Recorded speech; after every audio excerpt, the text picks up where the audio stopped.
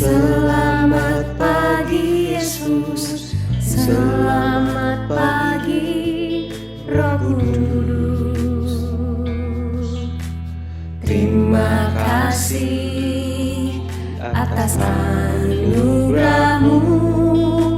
Semalam telah berlalu, ku memuji, ku bersyukur, memuliakan nama-Mu.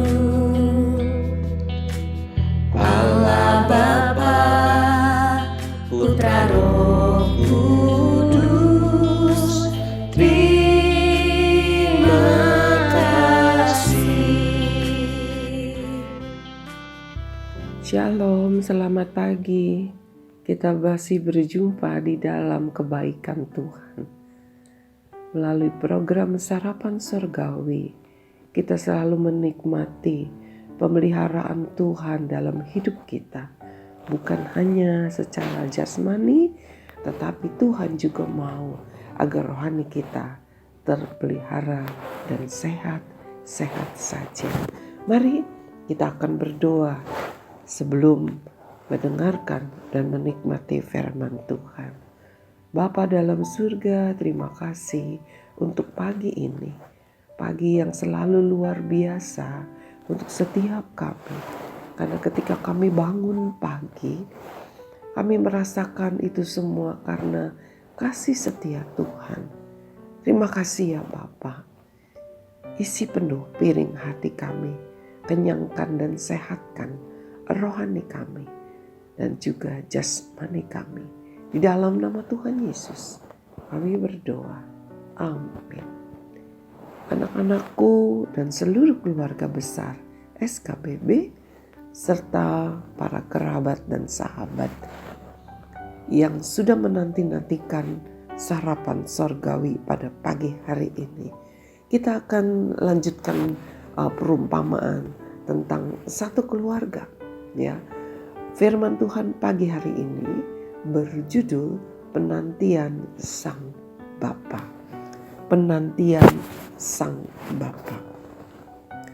Kalau hari Senin dan hari Selasa kita mendengar kisah tentang dua anak, lalu tentang anak bungsu yang hidup berfoya-foya. Hari ini kita akan belajar dari seorang bapa. Mari kita membaca masih tetap di dalam Lukas pasal yang ke-15. Lukas pasal yang ke-15 ayat yang kita mau lihat ya. Ayat yang ke-20. Ya. Lukas 15 ayat yang ke-20, demikian firman Tuhan. Maka bangkitlah ia dan pergi kepada bapaknya. Ketika ia masih jauh, ayahnya telah melihatnya, lalu tergeraklah hatinya oleh belas kasihan. Ayahnya itu berlari mendapatkan dia, lalu merangkul dan mencium dia. Nah, kita lihat ya.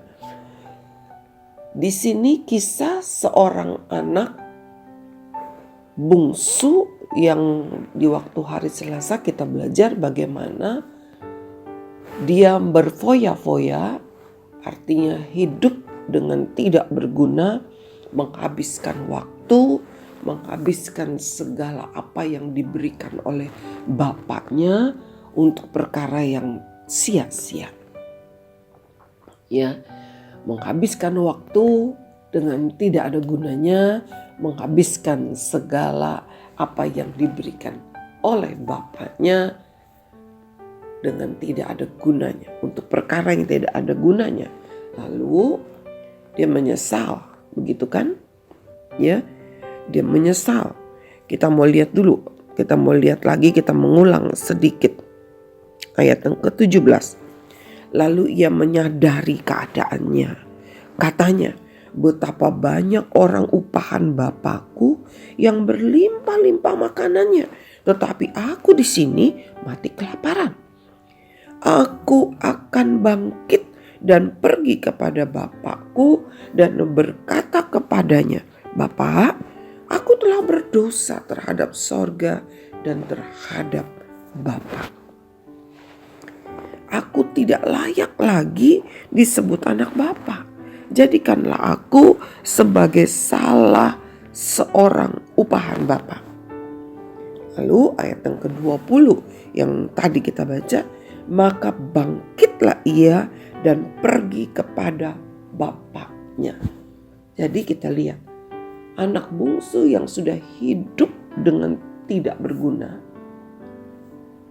menyesal, mengakui keadaannya yang terpuruk, keadaannya yang begitu buruk akibat hidup yang tidak berguna, hidup bermalas-malasan, hidup semaunya, hidup tidak mau diatur oleh orang tua, hidup tidak mau mendengar nasihat orang tua, hidup lebih suka mengikuti kesenangan dunia. Ia mengakui betapa bodohnya ia, lalu ia menyesal. Ya, tetapi bukan hanya menyesal, ia bertindak. Ia bangkit, katanya, ya, bangkit dan pergi kepada bapaknya, pulang lagi, datang, ya, mendekat lagi kepada bapaknya. Ya, nah kita lihat kalau firman Tuhan ini berjudul penantian Sang Bapa, ya, kita mau lihat nih. Ketika ia masih jauh, ayahnya telah melihatnya. Ya. Di dalam perumpamaan ini tidak disebutkan berapa lama anaknya pergi. Tetapi menurut saya dan saya rasa benar, ya, anak ini pergi tidak 1 hari 2 hari, 1 minggu 2 minggu, yang pasti berbulan-bulan, atau mungkin juga bisa bertahun-tahun, karena harta bapaknya itu bukan sedikit, habis tidak bersisa. Ya. Nah, anak-anakku, kerabat dan sahabatku, kita belajar dari sini. Bagaimana ketika setelah sekian lama anaknya pulang, dari jauh bapaknya masih tetap mengenali dia. Meskipun anaknya pasti sudah berubah. Penampilannya maksud saya pasti sudah berubah. Kotor, bau, karena dia dari kandang babi. Dekil and the kumal. Ya. Dekil and the kumal, begitu, ya. Lalu ketika sampai dari jauh bapaknya udah lihat, lalu bapaknya tergerak hatinya oleh belas kasihan. Artinya begini, meskipun dari jauh bapaknya sudah kenalin dia, sebelum dia dekat, hati bapaknya dipenuhi oleh belas kasihan. Apa artinya? Artinya bapaknya lupa deh semua segala kekecewaan kepada anaknya. Hatinya hanya penuh dengan kasih yang berlimpah-limpah. Dia lupa kepada semua perbuatan anaknya yang sudah menyakiti hatinya, mengecewakan dia. Minta harta, dikasih. Habis dikasih, meninggalkan bapaknya begitu saja. Nggak tahu pergi kemana. Tetapi bapaknya masih tetap menantikan anak yang kurang ajar ini. Kita ulang ya, kita baca ayat yang ke-20 lagi tadi ya. Mari kita ulang. Ketika ia masih jauh, ayahnya telah melihatnya. Lalu tergeraklah hatinya oleh belas kasihan. Ayahnya itu berlari mendapatkan dia, lalu merangkul dan mencium dia. Coba Ya, anaknya ini masih jauh katanya. Lalu ayahnya lari. Bukannya diem-diem aja. Pulang juga tuh anak. Saya mau liatin dia mau ngapain dia pulang. Mau minta lagi duit. Atau kenapa? Coba. Enggak begitu. Ayahnya tuh lari katanya. Berlari mendapatkan dia. Bukan lari sembunyi. Justru ayahnya yang menghampiri, mendekati anak bungsu ini. Udah gak sabar ingin bertemu. Udah gak sabar menanti-nantikan anaknya rupanya selama ini. Dan ketika sudah sampai ketemu sama anaknya, dia merangkul dan menciumi anaknya itu. Ya, coba. Itulah kasih seorang bapa. Kita akan lanjut lagi. Ayat yang ke-21. Kata anak itu kepada bapa, aku telah berdosa terhadap sorga dan terhadap bapa. Aku tidak layak lagi disebut anak bapa. Ayat ke-22.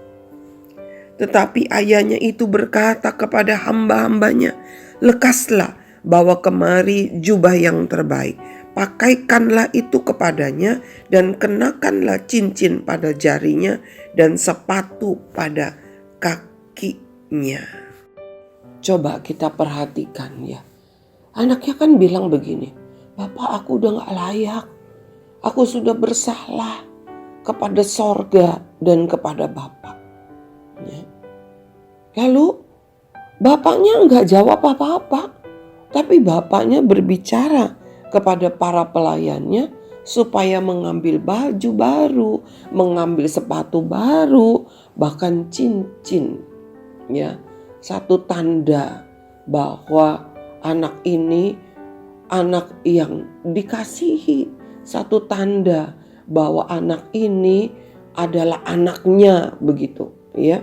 Nah, mari kita mau belajar dari perumpamaan ini. Yang pertama tadi sudah dikatakan bahwa meskipun anaknya sudah begitu menyakiti hatinya, Bapak tetap menantikan supaya anaknya ini boleh bertobat. Ya. Lalu anaknya ini, ya si bungsu yang telah hidup dengan sia-sia, hidup tidak peduli kepada ayahnya, hidup mengecewakan ayahnya, menghabiskan apa yang diberikan oleh ayahnya untuk perkara yang sia-sia, mengambil keputusan untuk kembali kepada Bapak. Dan ketika ia bertemu dengan bapaknya, ia berkata, aku telah berdosa kepada sorga dan kepada Bapak. Artinya apa sih? Artinya anak ini mengakui bahwa ia bukan hanya bersalah kepada ayahnya, tetapi juga kepada Tuhan. Perlu sekali kita menyadari bahwa ketika kita melakukan kesalahan, ya, kita melakukan satu sikap yang kurang ajar pada orang tua kita, ya. Hari ini secara khusus dibicarakan hal ini. Itu berarti juga kita telah berdosa kepada Tuhan. Anak-anakku, perhatikan hal ini ya. Bahkan setiap kita. Saya suka melihat ya, ketika di rumah ada orang yang sudah tua, yang mungkin sudah dipanggil opung, sudah dipanggil popo kungkung, sudah dipanggil oma opa, ya. Lalu yang lebih muda suka kurang ajar. Karena mungkin ya, yang lanjut usia sudah susah ya, lambat menangkap pembicaraan atau cerewet, sangat cerewet. Lalu yang muda menjadi kurang ajar. Gitu ya. Jangan lakukan itu. Karena itu juga sama perbuatan yang bersalah di hadapan Tuhan. Minta kesabaran dari Tuhan. Ya. Nah, kita lanjut lagi. Firman Tuhan mengajar kita lagi. Ketika anaknya berkata, aku telah berdosa kepada sorga dan Bapak. Bapaknya tidak komen apa-apa. Tidak menanggapi apa-apa. tetapi menyuruh hamba-hambanya untuk mengganti baju anaknya yang sudah bau ini. Itu penting. Ya. Karena waktu dia cium, ada sesuatu bau yang gak enak. Sebab itulah dia menyuruh hamba-hambanya memberikan baju yang baru, sepatu yang baru, dan juga tanda bahwa anak ini adalah miliknya, itu cincin.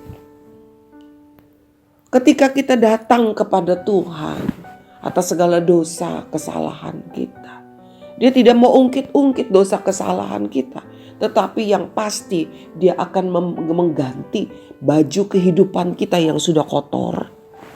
Ya, hidupmu yang sudah kotor harus diganti dengan baju yang baru. Bicara apa? Kalau kamu mengakui kesalahan kamu harus mengubah, mengganti hidupmu yang salah itu, jalan-jalanmu yang salah itu dengan apa? Dengan jalan-jalannya Tuhan lagi. Kembali lagi, belajar lagi, melakukan apa yang Tuhan mau. Bukan hanya sekedar, iya aku salah mama, aku salah papa, tapi tetap males, gak mau belajar. Tetap cuek, ya, tetap kurang ajar, tetap membantah. Itu artinya kamu tahu kamu salah, tapi kamu suka pakai baju yang kotor itu. Jangan lakukan seperti itu. Karena ayahmu, bicara bapak di sini, bicara orang tua dan bicara Tuhan. Orang tua, berapapun besar kesalahan seorang anak, tidak pernah membenci kamu. Ya. Kamu bersalah, kamu kurang ajar, papa mama kamu. Meskipun marah, meskipun pukul kamu, meskipun ngomel sama kamu dengan kata-kata yang keras, mereka tidak pernah membenci kamu. Perhatikan baik-baik ini. Hati mereka masih tetap jauh di dalam hati mereka. Ada kasih yang tidak pernah habis-habisnya. Anak-anakku, orang tua selalu menantikan anak-anaknya berubah hidupnya dari hidup yang berfoya-foya menjadi hidup yang benar. Amin enggak papa mama? Yang saya dengar semua bilang amin. Mereka tidak pernah berharap cuek begitu. Anak-anaknya ya udahlah begitu aja. Gak. Berapapun usiamu, orang tuamu menanti-nantikan supaya engkau boleh hidup benar. Terlebih lagi Tuhan. Tuhan tidak pernah mengingat salah dan dosa kita kalau kita datang bertobat kepadanya. Tetapi yang Dia mau kita menggunakan baju yang baru. Jangan gunakan pakaian yang lama lagi. Pakai lagi ya tanda kasihnya dalam hidupmu. Itu cincin. Ya. Cincin itu bicara tanda kasih Tuhan kepada kita. Orang tuamu tidak mau engkau hidup terus-terusan, hidup tidak berguna. Bermalas-malasan, hidup kurang ajar, hidup hanya memikirkan diri sendiri, hidup tidak bertanggung jawab terhadap segala kebaikan, terhadap segala pemeliharaan Tuhan dalam hidupmu dan juga pemeliharaan orang tuamu kepadamu. Mari, baik Bapa di sorga, baik Bapa di dunia, orang tua di dunia, sangat menanti-nantikan engkau hidup berguna. Jangan berlambat-lambat. Kasih mereka tidak terbatas. Ya. Mereka tidak dapat mendendam terhadap seorang anak. Saya melihat satu kisah nyata di YouTube. Seorang anak karena pengaruh games ya, di Amerika. Tengah malam dia mengambil senapan. Orang-orang Amerika tuh suka punya pistol, suka punya senapan begitu ya. Bukannya teroris, bukan ya, bukan penjahat, tetapi mereka untuk melindungi diri dari segala kejahatan begitu, ya. Dia mengambil pistol lalu dia menembak ayah dan ibunya ketika mereka sedang tidur. Puji Tuhan, ya, tembakan itu tidak membuat orang tuanya mati, hanya luka begitu. Dan anak ini dipenjara. Tetapi apa yang menjadi sikap kedua orang tuanya? Mereka bilang mereka mengampuni. Mereka tetap menjenguk anaknya ini di penjara, ya. Dan mereka menanti-nantikan anaknya ini akan bebas, hari pembebasan dari hukumannya. Kasih seorang ayah, seorang ibu. Ada lagi kisah yang sama. Tetapi, ya, ketika seorang anak menembak ayah dan ibunya, ibunya meninggal, ayahnya tetap hidup, ya, selamat ayahnya. Ayahnya bisa selamat. Sama, ayahnya juga mengampuni dan menanti-nantikan hari pembebasan anak ini. Anakku, saya percaya anak-anak khususnya di SKBB dan setiap anak yang mendengarkan sarapan sorgawi, tidak ada yang melakukan hal seperti itu. Jangan hidup untuk perkara yang sia-sia. Dan ingat baik-baik, Bapakmu di sorga menanti-nantikan engkau mau bertobat, engkau mau berubah. Kedua orang tuamu juga menanti-nantikan engkau berubah, engkau bertobat, hidup berguna. Karena untuk itulah mereka berjerilah. Untuk hidup yang bergunalah Kristus sudah mati di kayu salib. Untuk hidup benarlah Kristus sudah memberikan nyawanya untuk setiap kita. Dan orang tua berjerilah membesarkanmu. Mungkin ada yang berkata, Papa saya sudah pergi entah kemana. Saya percaya itu adalah urusan orang dewasa antara ayah dan ibumu, ya. Tetapi mereka tetap mengasihi. Mereka tetap berharap anak-anak mereka hidup benar, tidak mengalami kegagalan seperti apa yang mereka alami. Mari anak-anakku, ingat selalu judul dari firman Tuhan pagi hari ini. Penantian Sang Bapa. Penantian seorang Bapa. Penantian orang tuamu agar anak-anak mereka hidup benar.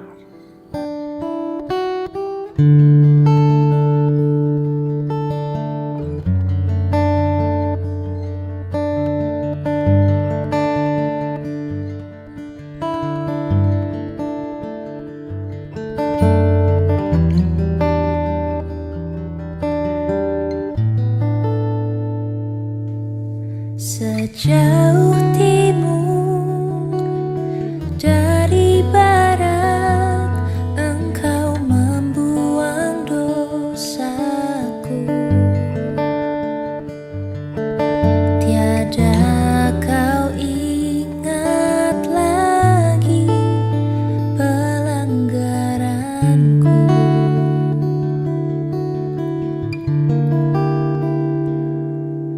Jauh ke dalam tubir laut, Kau melemparkan dosaku. Tiada kau perhitungkan kesalahanku. Betapa besar kasih pengampunanmu, Tuhan. Tak kau pandang hina hati yang hancur.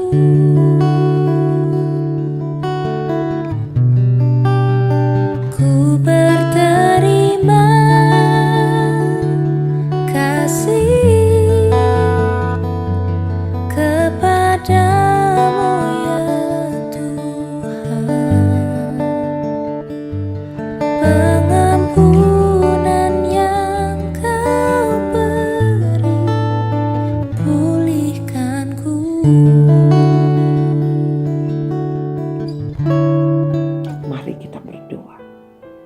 dalam surga, terima kasih untuk firman-Mu pagi hari ini.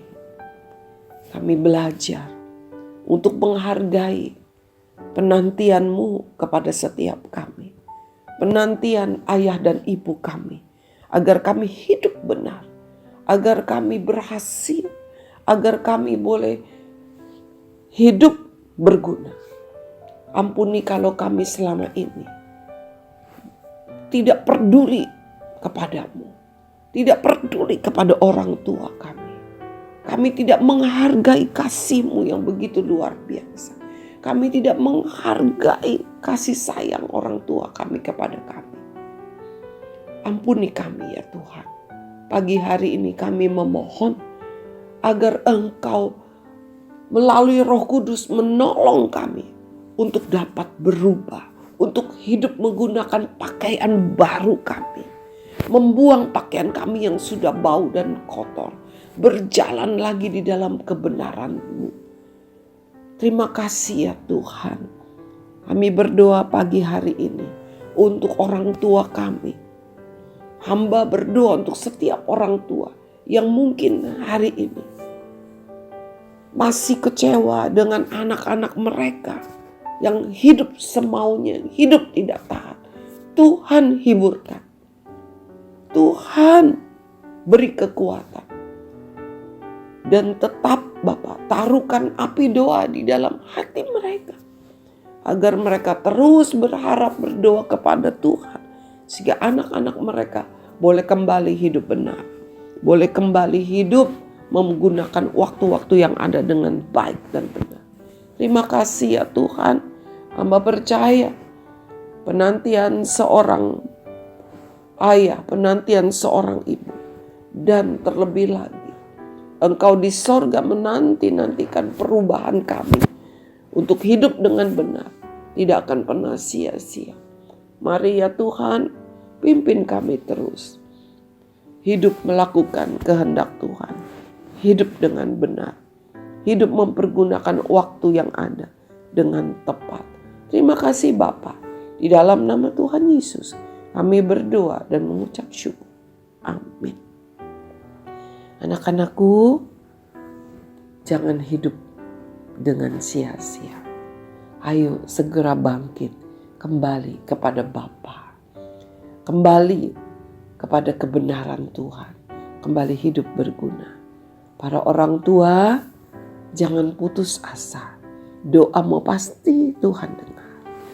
Anak-anakmu pasti akan berubah menjadi hidup dengan benar.